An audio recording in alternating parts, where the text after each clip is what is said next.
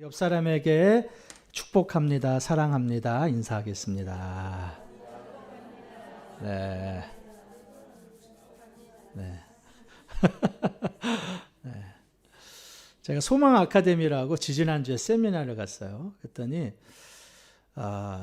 올해 92세인가 91세 되신 저 소망교회 원로 곽선희 목사님이 벌써 나이가 그렇게 되셨더라고요. 근데 그 목사님이 이제 강사로 해서 이제 저희들에게 이제 후배들에게 강의를 했어요.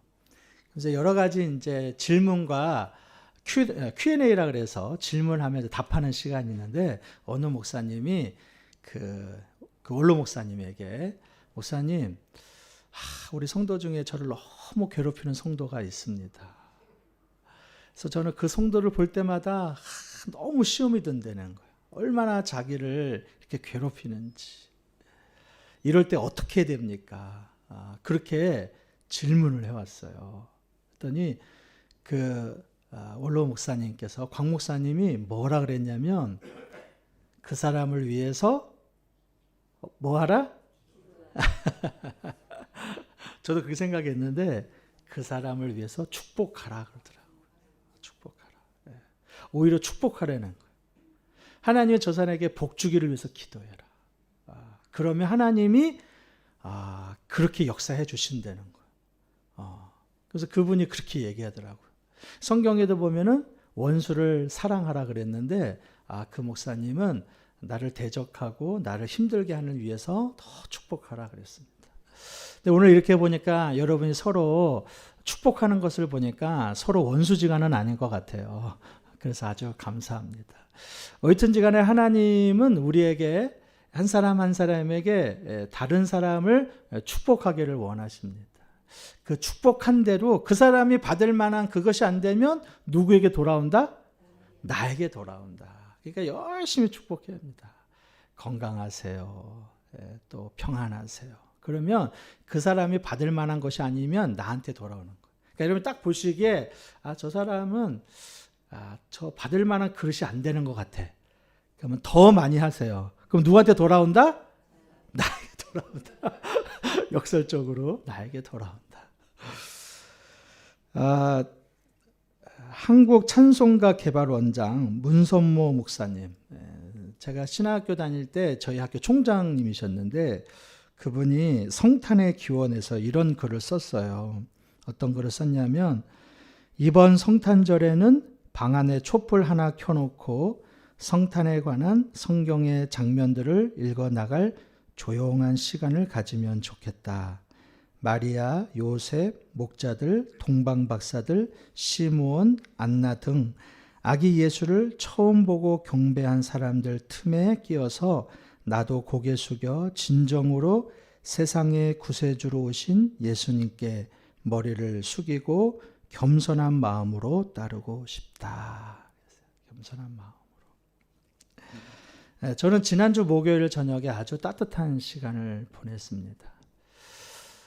지난주 목요일은 우리 고 김영주 장로님의 4주기 추모 예배였습니다.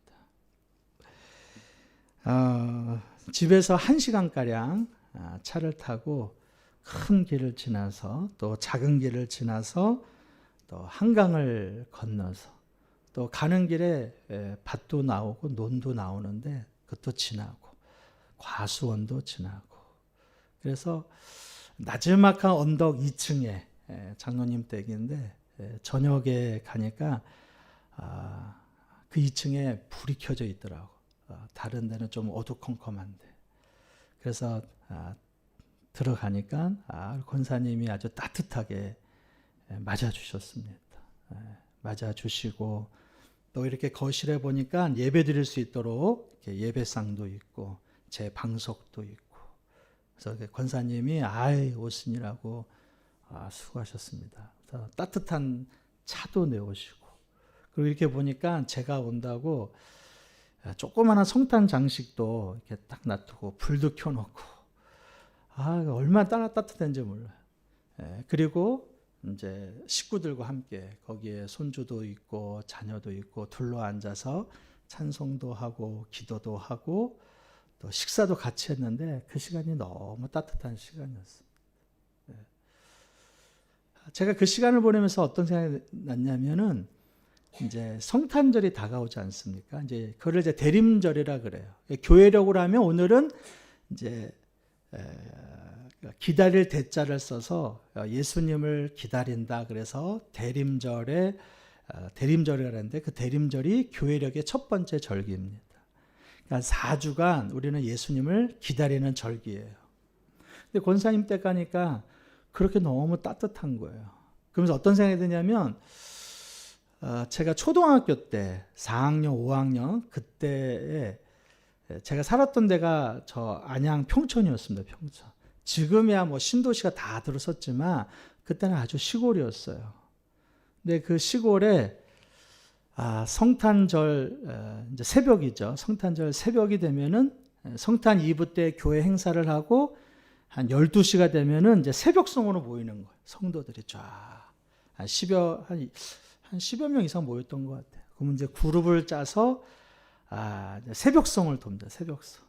새벽송도 뭐 그때는 평촌이 개발이 안 되니까 논도 지나야 되고 밭도 지나야 되고 과수원도 지나야 돼요. 그렇게 가면은 그 집에서 준비한 차를 내주기도 하고 또 그때는 또 초코파이나 이런 게 또 유행이었어요. 초코파이 주고. 그러면 이제 자루에다가 잔뜩 싣고 새벽에 한 3-4시간 돌고 다 교회로 옵니다. 그러면 이제 그 자루에 있는 걸 가지고 고아원을 돕던지 주변에 이렇게 도와줬던 것이 생각이 났어요.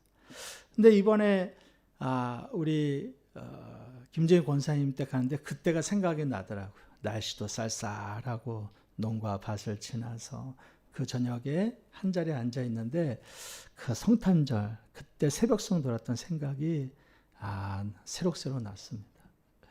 그래서 그 시간에 예배드리는데 얼마나 감사하고 얼마나 좋은지. 이게 기쁨이 제 안에 굉장히 따뜻했어요. 그래서 돌아오면서도 아내하고도 너무 온 가족이 함께 찬송도 하고 예배하니까 너무 좋더라. 이번 성탄절에 너무 따뜻할 것 같다. 그런 생각이 들었습니다.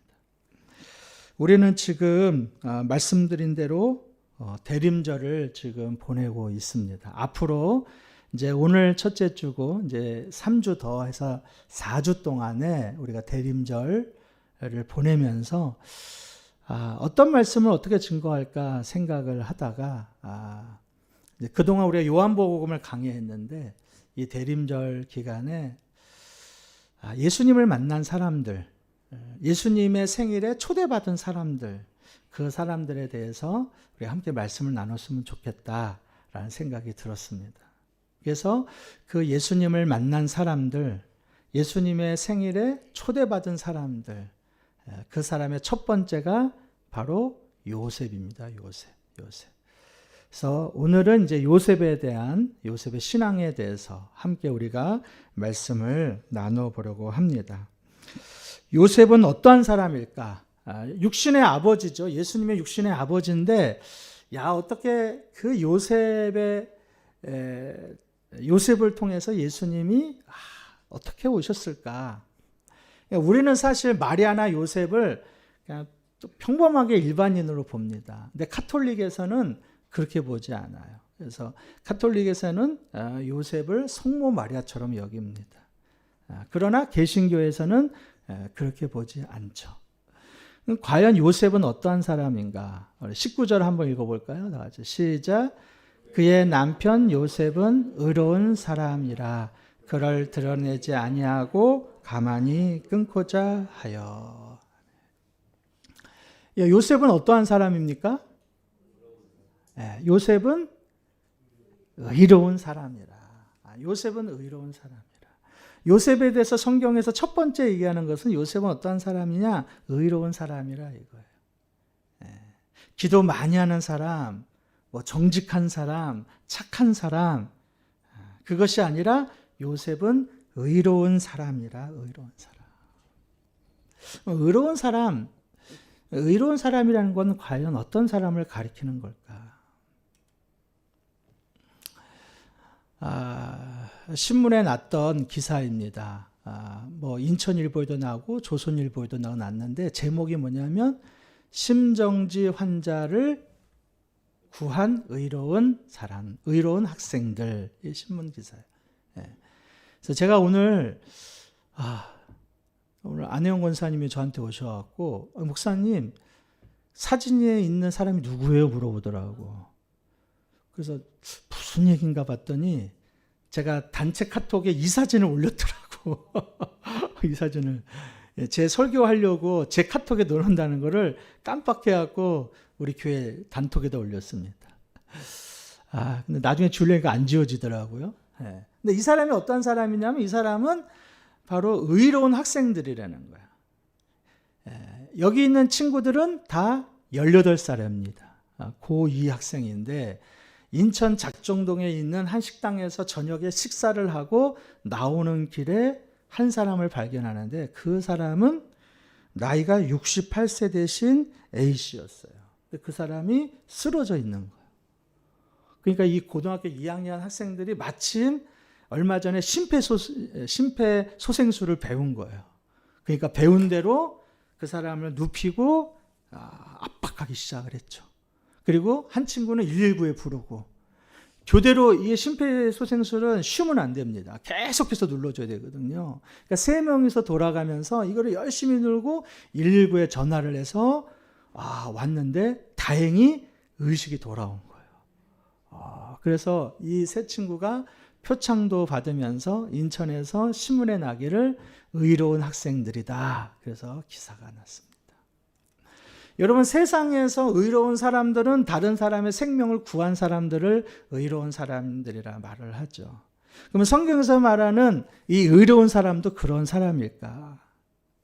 요셉도 그러면은 다른 사람의 생명을 구한 사람일까? 요셉은 왜 의로운 사람이라 그랬고 성경에서 말하는 의로운 사람은 어떤 사람을 말하는 걸까? 자, 18절 말씀을 19절 말씀을 다시 한번 읽어보면 그의 남편 요셉은 의로운 사람이라 그를 드러내지 아니하고 가만히 끊고자 하여 그랬습니다. 그러니까 요셉은 의로운 사람인데 요셉은 그를 드러내지 아니하고 가만히 끊고자 했다. 그를 드러내지 않고 가만히 끊으려고 했던 것은 뭘까요? 뭐를 드러내지 아니하고 무엇을 조용히 그를 끊어버리려고 했을까? 그거에 대한 설명은 18절에 있습니다. 예수 그리스도의 나심은 이러하니라. 그의 어머니 마리아가 요셉과 약혼하고 동거하기 전에 잉태된 것이 나타났더니. 그러니까 성령으로 잉태됐다 그랬지만 요셉은 아직 마리아가 성령으로 잉태된 것을 모르고 있어요. 그러니까 요셉이 들은 소식은 뭐냐? 약혼을 했어요, 약혼. 우리도 옛날에 다 약혼을 했지 않습니까? 그죠? 네. 저는 약혼을 안 했습니다. 저는 요즘 사람이라서. 여러분 중에는 옛날에는 다 약혼을 했더라고요. 맞아요? 틀려요? 네, 맞아요. 고맙습니다. 얘기를 해줘야 돼요. 네. 저희 막내 이모도 약혼하고 결혼하더라고요. 예전에 보니까. 근데 우리나라 같으면 약혼을 하면은 약혼했다가도 뭐 깨지는 경우도 있잖아요. 근데 약혼한 남자를 가지고 남편이라 부르지는 않아요. 그죠? 근데 성경에서는 약혼을 했는데 19절에 보면은 남편 요셉이라 그랬어요. 그러니까 그 말은 뭐냐? 우리가 생각하는 옛날에 우리의 약혼과 이스라엘에서 하는 약혼은 달라요, 전혀. 이스라엘에서 약혼했다라는 것은 거의 결혼과 똑같은 거예요. 그래서 남편 요셉은 하고 남편이라고 호칭이 붙는 거예요. 그러니까 여러분 생각을 해보십시오. 요셉이 마리아와 약혼을 했어요. 근데 벌써 한 6개월 정도 지났을 때에 마리아가 임신했다는 소식을 듣는 거예요. 근데 그 소식을 들었을 때 요셉은 어떻게 했느냐? 봤더니 그를 드러내지 않았다는 거예요. 그리고 가만히 끊고자 하여. 요셉은 드러내고 싶지 않았어요. 근데 참 이거 보면 참 대단하죠. 여러분 만약에 여러분 자신이 내가 아직 결혼도 하지 않았는데 결혼할 여자가 임신했다는 얘기를 들으면 어떠겠어요? 분명히 아직은 성령으로 잉태된 사실을 요셉은 몰라요. 분명히 나는 잠자리를 하지 않았어요. 근데 마리아가 임신했어요. 그러면 누구의 자식일까부터 시작해서 마리아에 대한 어떤 마음이 들까요? 배신감이 드는 거죠. 만약에 여러분이 약혼을 이제 했는데 여러분이 며느리를 보려고 그러는데 며느리가 이미 우리 집 애는 아닌데 다른 집 애를 가졌다 그러면 어떻겠어요? 똑같은 상황이에요. 이거는 기가 막힌 일이에요, 사실. 이거는. 기가 막힌 일이고 그거에 대한 배신감을 얼마나 들겠어요. 그거에 대한 분노가 얼마나 가득 차겠어요. 그 소식을 들었을 때. 그러니까 요셉이 얼마나 이것에 대해서 고민했는지 20절에 보면은 그 첫 절에 이 일을 생각할 때에 그랬어요. 이 일을 생각할 때. 그것은 그만큼 요셉이 번민이 많았다는 거예요. 이것을 어떻게 해결해야 될까? 그 당시 해결 방법은 두 가지예요. 그 첫 번째는 무엇이냐? 그 첫 번째 선택할 수 있는 방법은 마리아의 임신을 공개적으로 얘기를 하는 거예요. 그리고 그 약혼을 파혼하는 겁니다. 공개적으로. 자, 그럼 어떻게 되느냐? 마리아는 그 당시의 율법에 따라서 모든 사람들이 보는 앞에서 돌판매질로 인하여서 죽게 되어 있어요. 그것이 요셉이 선택할 수 있는 첫 번째 방법이에요. 이런 마리아 내가 가만두지 않겠어. 내가 사람들에게 다 말을 해서 도대체 어떤 녀석인지 내가 널 그냥 두지 않겠어. 그러면 마리아에 대해서 사람들이 그 잘못을 알고 돌로 쳐 죽일 수 있는 거예요. 두 번째 선택 방법은 뭐냐? 마리아에게 조용히 이혼 증서를 써주는 거예요. 이혼 증서를 써주는 것은 그 당시에는 남자만 이혼 증서를 써줄 수 있어요. 그러면 마리아는 다시 다른 남자에게 결혼할 수가 있어요. 요셉은 뭘 선택했을까요? 요셉은 뭘 선택했을까요? 그렇죠. 가만히 드러내지 않고. 요셉은 두 번째를 선택했어요. 가만히 드러내지 아니하고 이것을 가만히 끊고자 했습니다. 야, 참 요셉을 보면은 보통 사람이 아닌 것 같아요. 야, 참 정말 대단한 사람이다. 대단한 사람이다. 이것을 놓고 보니까 요셉은 의로운 사람이라 그랬는데 그 의로운 사람은 어떤 사람이냐? 그것은 바로 다른 사람의 허물을 덮어주는 사람이에요. 다른 사람의 허물을 덮어주는 사람. 자, 잠언 17장 9절 말씀 다시 한번 읽어볼까요? 시작. 허물을 덮어주는 자는 사랑을 구하는 자요. 그것을 거듭 말하는 자는 친한 벗을 이간하는 자들이니라. 요셉은 마리아를 사랑했어요. 그래서 그 허물을 덮어주었습니다. 여러분, 이 세상은 어떨까요? 세상은 허물을 덮어주기를 좋아하나요? 아니면 그 허물을 끄집어내기를 좋아하나요? 다행이네요. 세상은 허물을 다 끄집어냅니다. 다 들추기죠. 잘하던 모르던 잘알던 잘알지 못하던 그 사람들의 약점, 허물을 다 들추어냅니다. 아무런 관계도 없는 사람을 공개적으로 다 비판하고 비난합니다. 그렇게 드러내는 이유는 나는 저 사람보다 낫다 이거예요. 그거 아닙니까? 그러니까 드러내는 거예요. 여러분, 그런 세상에 살아갈 때에 여러분 사람들은 어떠겠어요? 여러분 우리의 가정은 어떠겠습니까? 우리의 가정은. 제가 성준 씨하고 지수 씨가 있는데 결혼할 때 결혼학교 하면서 생각이 나더라고요. 성준 씨한테 지수 씨를 사랑한다 그러면 지수 씨의 허물을 드러내지 말아라. 왜 그러냐면 지수 씨를 시댁에 갈 때 지수에 대해서 알 수 있는 방법은 성준이가 얘기한 것을 통해서 지수를 알 수가 있어요. 근데 만약에 성준 씨가 지수에 대해서 안 좋은 것을 부모님한테 얘기했다 그러면 부모님은 지수에 대해서 선입견을 갖는 거예요. 보지도 않았는데.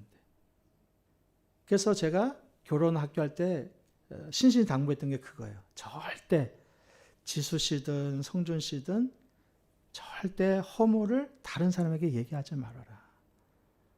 그게 사랑하는 방법이다.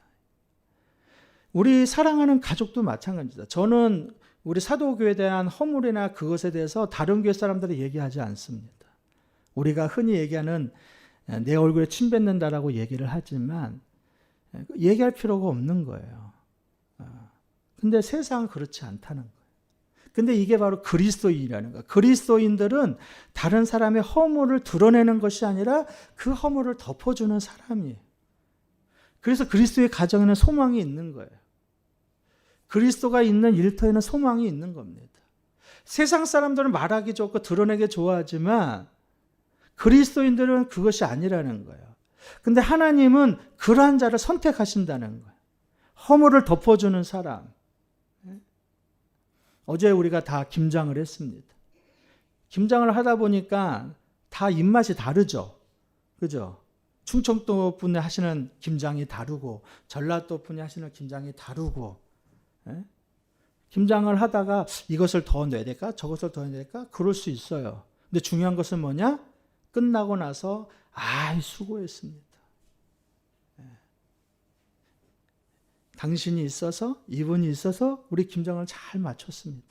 그게 중요한 거예요. 가서 이 사람이 이렇고 저 사람 저렇고 그렇게 말할 필요가 없습니다. 그런 분도 필요합니다. 이런 분도 필요합니다. 그래서 제 목사의 마음이 너무 흐뭇하더라고요. 잘 끝났다. 잘 끝났다. 하나님은 다른 사람의 허물을 덮어주는 사람, 그 사람에게 하나님은 선택하셨어요. 그 사람이 바로 요셉입니다. 의로운 사람은 다른 사람의 허물을 덮어주는 사람이에요. 두 번째는 뭐냐 봤더니 의로운 사람이라는 것은 어떠한 사람이냐? 그 사람은 자신의 의지, 자신의 생각을 꺾고 하나님의 말씀에 순종하는 사람.